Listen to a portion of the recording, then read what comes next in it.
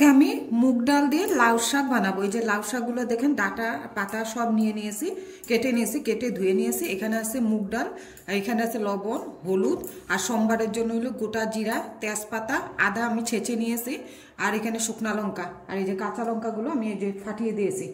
এখন আমি মুগ ডাল দিয়ে লাউটা কিভাবে বানাবো সেটা আপনাদেরকে আমি দেখিয়ে দিচ্ছি। এই যে দেখেন কড়াইতে আমি জল দিয়ে দিয়েছি। এই যে আমি মুগ ডালটা এখন দিয়ে দিচ্ছি। মুগ ডালটা কিন্তু আমি কাঁচাই বানাচ্ছি। আর দেখেন এখানের মধ্যে আমি দিয়ে দিচ্ছি লবণ, আর দিয়ে দিব হলুদ, দিয়ে এখন ডালটা আমাদের সিদ্ধ হবে। এই যে ডালটার মধ্যে দেখেন কতগুলো ফেনা উঠেছে, সেগুলোকে আমি ফেলে দিচ্ছি উপর থেকে।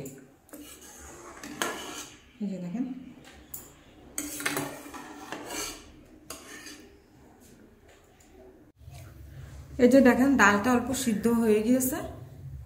এর মধ্যে আমি এই যে লাউ শাকগুলো দিয়ে দিচ্ছি। এই যে দিয়ে দেবো এই যে কাঁচা লঙ্কাগুলো দিয়ে এখন ভালো করে ডালের সঙ্গে আমি মিশিয়ে নিচ্ছি। 10 মিনিটের জন্য এটা ঢেকে দিচ্ছি। এই যে দেখেন 10 মিনিট পরে আসছি আমরা, এটা খুলে দিয়েছি। এখন দেখি ডালটা, এই যে দেখেন ডালটা পুরো সিদ্ধ হয়ে গিয়েছে। এখন হাতা দিয়ে আমি এইভাবে ভেঙে দিব ডালটা। এই ডালটা আপনারা নিরামিষের দিনও বানিয়ে খেতে পারবেন। আমার এই ডালের রেসিপিটা যদি ভালো লাগে তাহলে আপনারা লাইক করবেন, শেয়ার করবেন, সাবস্ক্রাইব করবেন।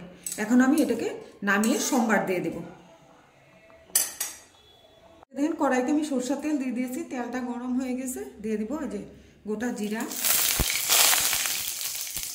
দিয়ে দিচ্ছি শুকনো লঙ্কা, আর দিয়ে দিচ্ছি তেজপাতা, আর এখানে দিয়ে দিচ্ছি এই যে আদাগুলো ছেঁচে রেখেছিলাম। এই যে দেখেন আমাদের শুকনো লঙ্কা, জিরা, আদা এগুলো সব হয়ে গিয়েছে, ভেজে নিয়েছি। এখন আমি এই যে দেখেন ডালটা দিয়ে দিচ্ছি।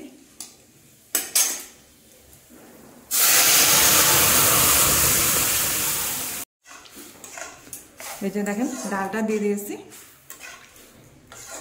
আমাদের লাউ শাক দিয়ে মুগ ডাল হয়ে গিয়েছে।